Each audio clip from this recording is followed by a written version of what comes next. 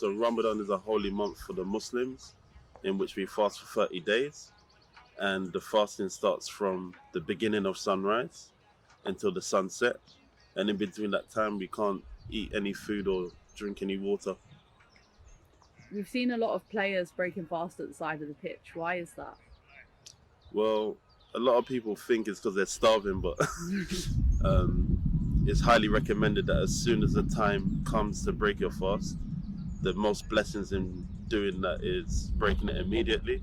So that's why we see players like Paul Pogba, Wesley Fofana at the side of the pitch breaking their fast.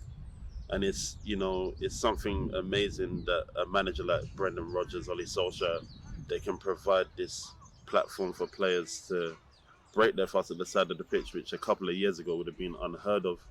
And I think people like Kolo Toure, who's the assistant manager at Leicester, he might have an influence in that because he's also a Muslim. And sometimes people like him go under the radar, and you never know what part they might play in that.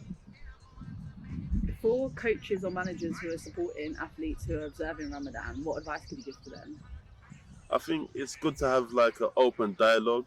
There's a player I used to coach, he used to be at Man City, called Jimmy Abdou. Now he goes around with the Premier League, talking to clubs, giving insight about what Ramadan is and what is Islam, and giving an insight to players, coaches and managers. And having that understanding and knowledge can be enlightening and allow, those coaches and players to create an environment for those Muslims in the sport to fulfill the obligations of their religion. What's about the recent Breaking Fast event that Footy Consultancy ran? Okay, so Footy Consultancy with the Legacy Youth Zone in Croydon, we ran a Breaking Fast event, which in Arabic we call an iftar. And it was a really amazing event. We had many young people involved. We did a little Q&A where they asked me about my journey in football and about things of advice that they can take in to develop themselves as people and as players. And also, we had a little football at the end, and it was a great event. Lauren got involved on the pitch as well, so it was really, really amazing event. It's something we'd love to do again. What do you hope to achieve by running events like this for young people? Well, I hope that young people who, whether they're Muslim or non-Muslim, they have an identity that they can hold to, and they can be proud of what they represent. And hopefully people who are Muslims who play or coach, they can come down and support the events. It'll be great to have people, stars like Pogba, like Wesley Fofana, like Mo Salah and Mane, getting involved with us and showing the young people that you can play at the highest level and still represent your religion in the right way.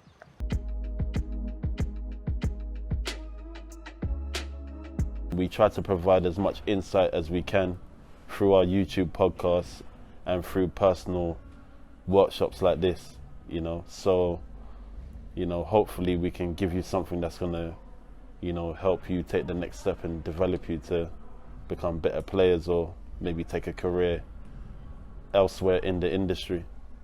Yep. So I've been coaching for 21 years now. How old are you lot? 21. Yeah, before you lot were born. 20. You're 20. You could have scraped it, but didn't make it. But yeah, so yeah, it's been a long time, and I've gone through a journey where I've been able to coach not only in England but abroad, going to the Far East to deliver workshops and stuff like that. So it's, for people of our demographic who are non-white, who are looked at as in a negative way, it's been, a miracle for me in a sense that I've been given these opportunities to do this. And why I say it's a miracle is a lot of people who have access to these type of services, they don't make the most of it, and I've always had the attitude to want to work hard, and I've always wanted the attitude to be ambitious and to achieve, and if anybody has that within them and you work hard and you have the ambition to achieve, then you can go anywhere you like. It doesn't just have to be football related, it could be other things. You could become what I've recently become, which is a qualified non-executive director, where I can be a decision maker now at the top of an organization.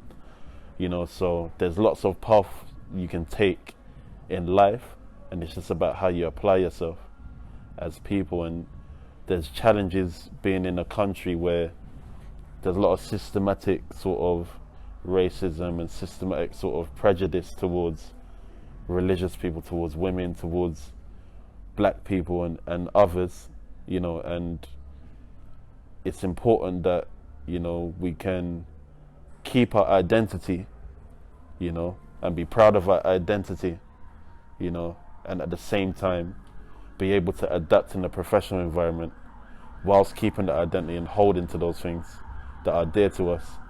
And for some people it's very difficult to do. Yeah. In terms of you were saying about your whole journey in terms of your coaching and how you went abroad and you were working with like big name clubs and all through that. Yeah.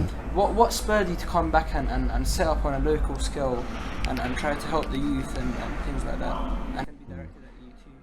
I think for me, you know, I've always cared about the community. A lot of people, they get their qualifications and just disappear and they care about themselves. And I've always wanted to have a foothold in grassroots as well as elite football, and open up the path for players like yourselves to get an insight into what does it mean, what do I need to do. So if you ever get a chance to subscribe to our channel and watch those videos and see what the pros are saying, what do I actually need to do to get there?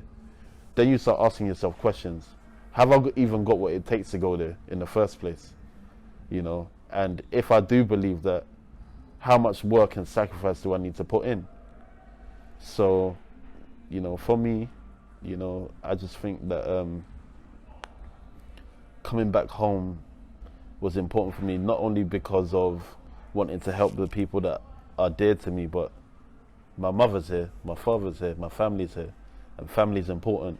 When you're away from your family for 5 years, you know, and especially in the times that we're in now with COVID, and I had to make a decision, like, you're hearing about people dropping down, dying and stuff like that, and I was in a lot of fear at the time, and I said, you know what, you know, I've got to come back and help people, because the last time it wasn't on this scale, but the last time something bad happened in this type of area was the London riots.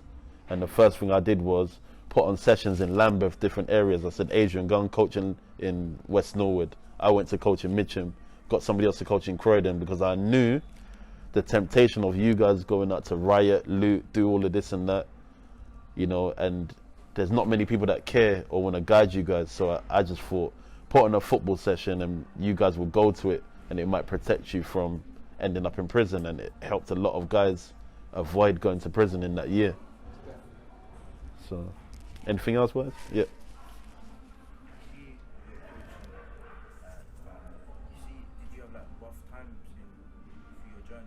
Oh yeah. Yeah, so what was your like attitude towards like when you had times when it was hard, like you thought, what am I gonna do and stuff, like if you're gonna give up, or like what pushed you to carry on, and like. It's a great question, because I only mentioned the big clubs. I probably coached about 50 grassroots clubs as well.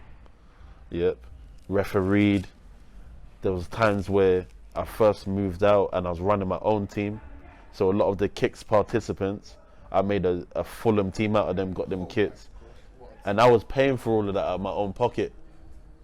So sometimes I didn't have food on the table, struggling to pay my rent, studying at uni at the same time, and it was really stressful.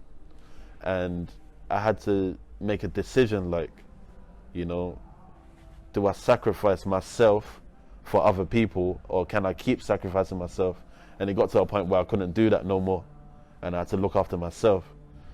So, you know, I think I went through, yeah, that's it. You can't pour from an empty cup. That's a, you know, and for me, you know, there's been enough rough times where, you know, a lot of it is voluntary as well.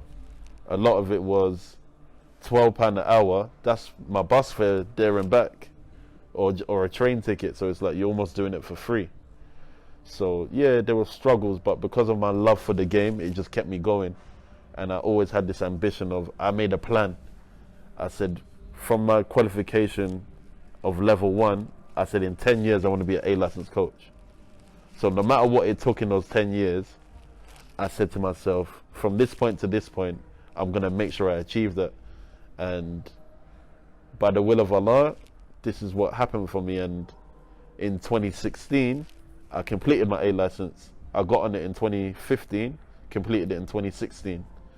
And I had to have pressure from my mum, get a proper job. You know what I mean? What's football coaching? Get a proper job. Go and work for the council, go and work for the... And I'm not saying my mum does believe in me as a person in terms of my ambition, but not a lot of people can believe in this journey when you're not getting a lot at the time. And sometimes it takes that hard work, graft and patience to keep persevering and pushing yourself. And then you start to see the fruits of it at the end, you know? So it's a great question. Yep. You see, when you was growing up, you said you lived in a rough area. Yeah. Like you had friends, you went towards crime and stuff, and Yeah. What kept your mind and staying towards football, not getting distracted by it? My friends went to rob someone, I'd never allow it to happen in front of me. I would save that person. Yeah. I was always a person of justice, so if somebody was bullying somebody, I didn't care what it meant for me. I stood up. You guys are in a different time where people carry knives like mobile phones, so it's really tough for you to stand up.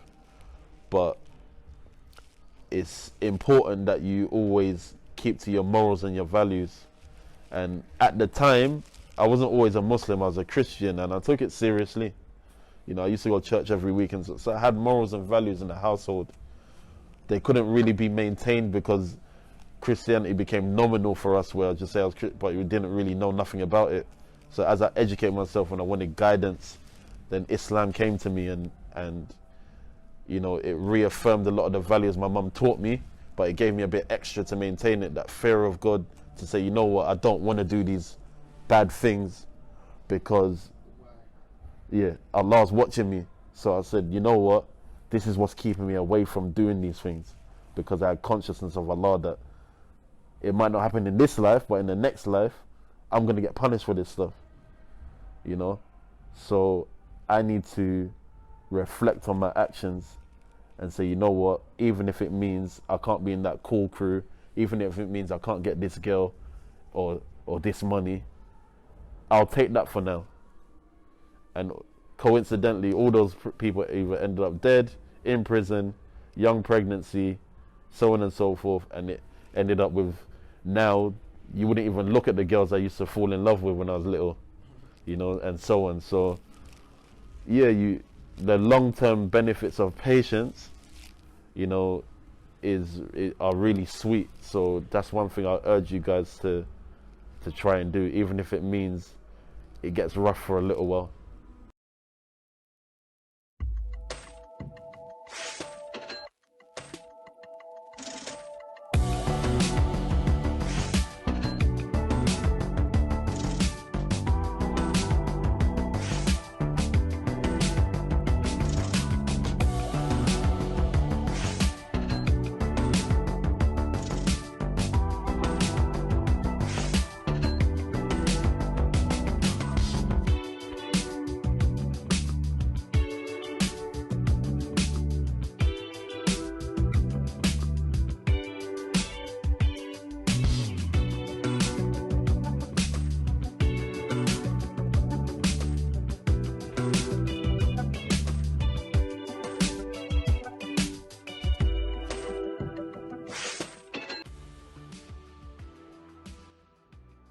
I think sessions like this are important because not only do the youth that access the service get to come and have an experienced coach come down, but they get to have more than just the football side of what we're offering. And obviously, luckily for us, Footy Consultancy have come down and done an amazing job, not just with the football that happened on the pitch, but a lot of the work around the football and looking at what players need to support them holistically and their development. So, yeah, massively important. I think for us as well, like, you know, raising awareness about what coaches and players have to go through in Ramadan. And, you know, this Breaking Fast event was such a huge success for us. And we want to be doing more events like this to raise awareness and change the stereotype of Muslims in football. and give them an opportunity to not only show what their values are, but to also show that they can contribute to the football industry, not only as players and coaches, but elsewhere within the industry too. So, if you want to contact our services and get involved, as volunteers we are working, or if you need our support, as a player or a coach or otherwise, then drop us an email at support@footyconsultancy.com. You can also subscribe to our YouTube channel, which is Footy Consultancy, and follow us on Instagram, Twitter, and Facebook. Drop us a message and we'll get right back to you.